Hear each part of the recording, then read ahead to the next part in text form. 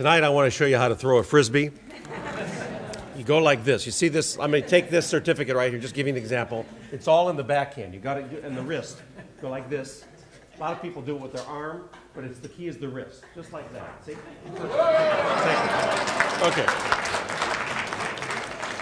Are there any questions? That's it. It is a special honor for me tonight. What's so funny over here?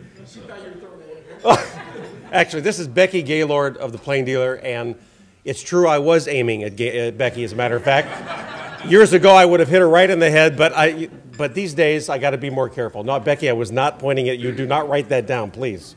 Okay. I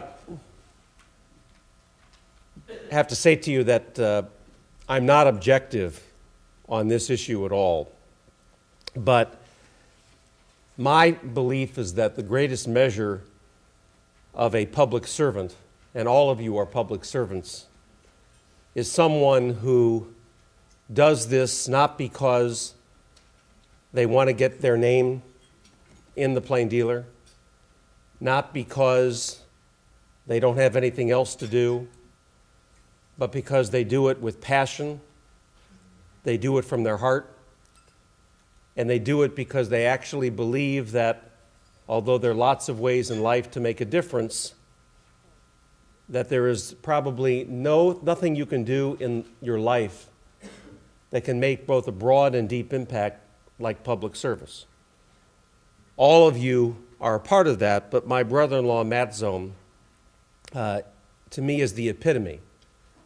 He was nice enough to say tonight that I was sort of a mentor to him, but the truth of the matter is that in many ways he's a mentor to me, because even though I have been in public service longer, I have watched as he has led his ward on the near west side of Cleveland, and he's done it with passion and principle and creativity in a way that very few public servants ever do, and I don't think that, frankly, I can match my public service to his. So when Matt asked me tonight if I would swear him in, I did it not just because I had to, he's my brother-in-law, but because I wanted to, because he is a great public servant, and I think that all of you deserve credit and congratulations for having changed your bylaws a number of years ago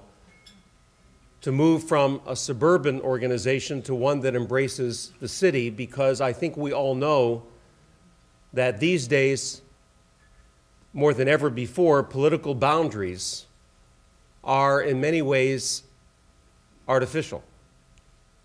And that if we don't think and act collaboratively and regionally, we fall behind. That's why you assembled your organizations to begin with, and that's why you've broadened the organization to allow now, for the first time in the history of your organization, a Cleveland City Councilman to be your president. And that's a credit not so much to Matt as to all of you for your vision in doing that. I want to talk to you tonight just for a few minutes about what I call the Ohio story.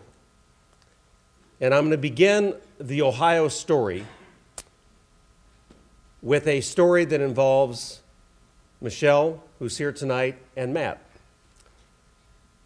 There was a man who, in many ways, is my hero, who I never met. I missed meeting him by less than a year. My first date with Matt's sister, Peggy, was May 29th, 1975. When he talks about having known him for all those years, he's not just including the number of years we were married, because we've been married 28 years. He is counting, as Peggy would say, time served, which includes the time we started dating. About a year earlier, I was watching the news one night, and George Forbes came on the screen and said, "We've just lost one of the giants of our city, Mike Zohm, who at the time was the chairman of the Finance Committee of the Cleveland City Council. I did not know Mike Zone.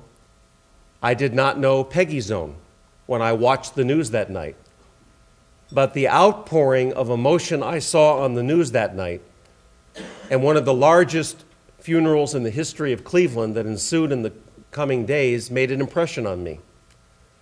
Little did I know that less than a year later, I would be dating Mike Zone's daughter and marrying her in 1980. I tell you this story because after Mike Zone, many years after Mike Zone passed away, Peggy and I decided that we were going to write a book, not only about Mike Zone, but about Mary Zone, who at the time was still alive, but as many of you know, Mary succeeded Mike in the Cleveland City Council. Together, they served for 21 years in the Cleveland City Council, and today Matt carries on the Zone legacy in that same ward. But what many people don't know is that my father-in-law, Matt's father, Michelle's and my father-in-law, was a prisoner of war in World War II. And we often wondered, because Mike Zone never talked about it, how it is that he survived when other men who were younger, brighter, stronger, healthier, did not. As we were writing the book, one day, Mary Zone, my mother-in-law, pulled out of the closet a book. And she said, "I've never shown this book really to any of the Zone children, but I want to show it to you and Peggy since you're writing this book." It was Mike Zone's diary as a prisoner of war. Well, we started to read it, and we couldn't put it down. It was a compelling narrative, and there were two things about it that I'll never forget. The first was he talked about his vision of what his life would be like when he came back to West 65th and Detroit, in the Detroit Shoreway area of Cleveland, and would raise a family. He didn't know that he would, at that time, have 9 children. He talked about starting a grocery store, nothing about running for Cleveland City Council, because frankly, that was not in his original plans. But he could envision that family. And the other thing that stood out from the diary, Mike Zone did not know how to cook, but he loved to eat. And in those pages of the diary were intricate pasta recipes, as if he were a master chef. Years later, Mary Zone said, "He didn't know how to cook, but I can tell you these are some of the best recipes I've ever seen." How could he do it? Mike Zone survived when other men did not, because he could see his future. He could actually smell and taste his future. His vision was what kept him alive. It's what many people now call hope. The bottom line is that it's the most powerful emotion on earth.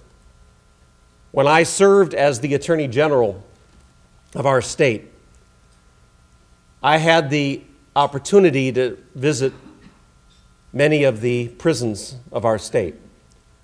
And I met many young men and women who had no self-respect, no respect for other people's lives, and it was largely in part because they had no vision of their future. For them, prison was a land beyond pain. It wasn't such a bad thing compared to the neighborhoods they came from.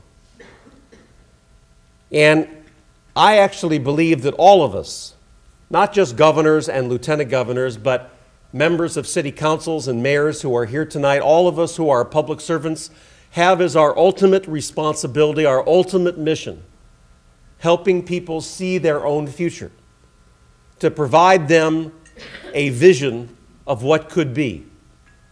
Because all of us in our personal lives and in our professional lives deal with difficult and sometimes even brutal circumstances that lie before us.